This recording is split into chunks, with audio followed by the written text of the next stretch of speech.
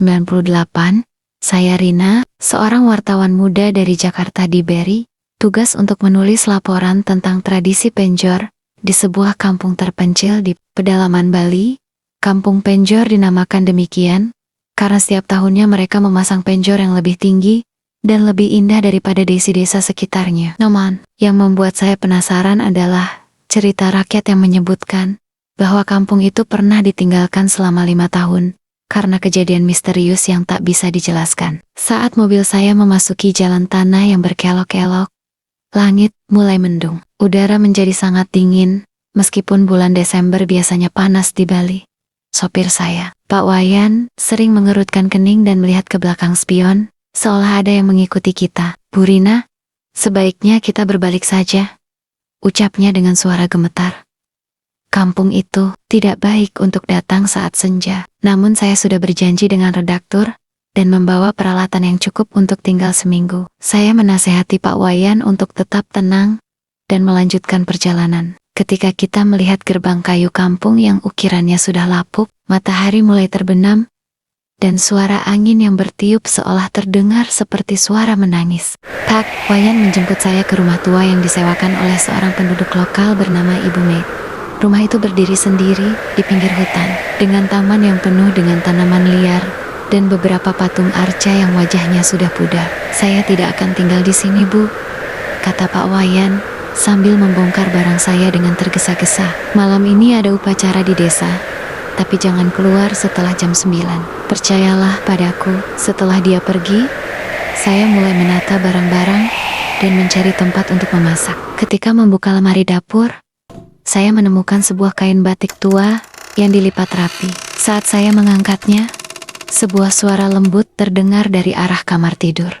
Itu milikku. Saya cepat-cepat menutup lemari dan melihat ke arah kamar. Tidak ada seorang pun di sana, tapi jendela kamar yang seharusnya tertutup kini terbuka lebar. Padahal tidak ada angin yang masuk. Saya segera menutup jendela dan mengunci pintu rumah dengan hati-hati. Malam itu, saya tidak bisa tidur dengan nyenyak. Suara langkah kaki pelan terdengar di koridor setiap beberapa menit. Dan kadang-kadang saya mendengar suara seseorang bernyanyi lagu tradisional Bali dengan nada yang menyedihkan. Keesokan paginya, saya pergi mencari Ibu Made untuk bertanya tentang rumah itu. Dia tinggal di tengah kampung, di rumah dengan halaman yang penuh dengan bunga kemboja putih.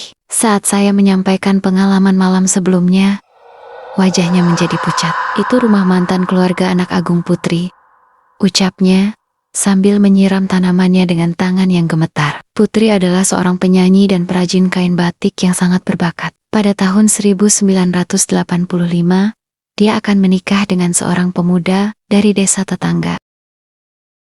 Tapi 3 hari sebelum pernikahan, dia hilang tanpa jejak. Barang-barangnya semua ada di rumah, termasuk kain batik terakhir yang dia buat. Ibu Made melanjutkan bahwa setelah hilangnya Putri, beberapa keluarga yang tinggal di rumah itu selalu keluar dengan keadaan tidak waras atau meninggal karena penyakit yang tidak bisa dijelaskan. Akhirnya, kampung itu hampir ditinggalkan karena banyak orang yang melihat sosok wanita mengenakan kain batik putih berkeliaran di malam hari, mencari sesuatu yang hilang. Sekarang hanya beberapa keluarga yang tinggal di sini.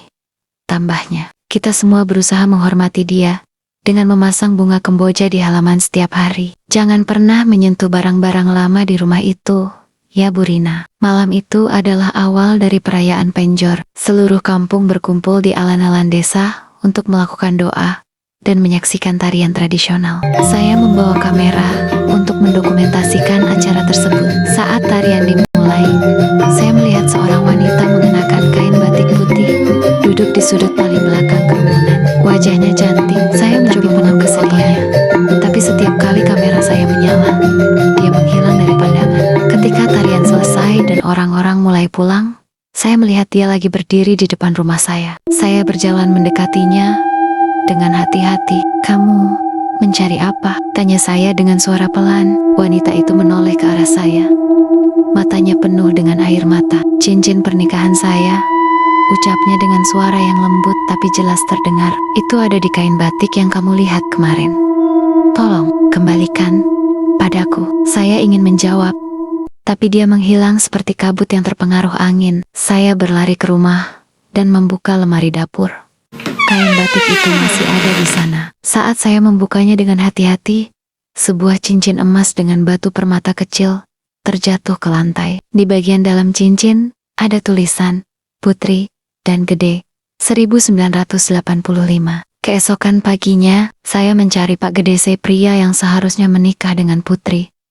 Dia sekarang tinggal sendirian di tepi sungai, bekerja sebagai tukang kayu. Ketika saya menunjukkan cincin itu, tangannya mulai gemetar, dan air mata mengalir di wajahnya yang sudah berkerut. Kami benar-benar mencintai satu sama lain, ucapnya dengan suara hancur. Tapi keluarga saya tidak menyetujui pernikahan itu, karena Putri berasal dari keluarga dengan status yang lebih rendah.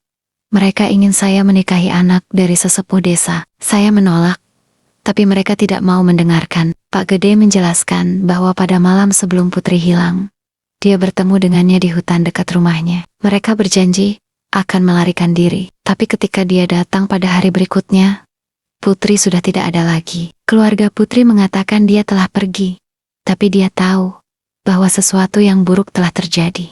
Saya selalu merasa ada yang salah, katanya, sambil meraih cincin itu. Saya pernah mencari di mana-mana, tapi tidak pernah menemukan jejaknya. Saat kita berbicara, saya melihat sosok wanita mengenakan kain batik putih berdiri di balik pepohonan. Kali ini wajahnya tidak lagi penuh kesedihan, tapi ada sedikit senyum di bibirnya. Bab 6. Kejadian malam terakhir. Malam itu adalah malam puncak perayaan. Semua penjor telah dipasang dengan indah, menerangi jalan desa dengan cahaya lilin. Saya memutuskan untuk tinggal di rumah Ibu Made agar tidak sendirian di rumah tua itu. Namun, saat tengah malam, saya terbangun dengan suara seseorang mengetuk pintu dengan lembut. "Ibu Rina, tolong datang ke rumah saya." Suara itu jelas milik Putri. Saya mengikuti suara itu tanpa rasa takut. Ketika tiba di rumah tua, saya melihat Putri berdiri di halaman dengan mengenakan kain batik yang indah. Cincin yang saya temukan ada di jari tangannya. "Terima kasih telah menemukan cincin saya," ucapnya dengan senyum hangat. "Sekarang saya bisa pergi dengan tenang." Keluarga Gede menyembunyikan saya di gua dekat hutan karena mereka tidak ingin saya mencuri hati putra mereka. Saya meninggal karena sakit di sana, sendirian. Hanya keinginan saya untuk melihat Gede sekali lagi dan mendapatkan cincin pernikahan kami yang membuat saya tidak bisa pergi ke alam baka. Dia melanjutkan bahwa sekarang cincin itu sudah kembali padanya, dan dia tahu bahwa Gede masih mencintainya. Dia bisa pergi dengan damai. "Tolong beritahu dia bahwa saya sudah memaafkan semua orang, dan saya bahagia sekarang," katanya, sebelum mulai memudar perlahan-lahan hingga hilang sama sekali. Pada paginya, saya menemukan Pak Gede sudah duduk di halaman rumah tua itu. Dia mengatakan bahwa dia telah bermimpi tentang Putri malam. Itu dia melihatnya tersenyum dan mengatakan bahwa dia sudah damai.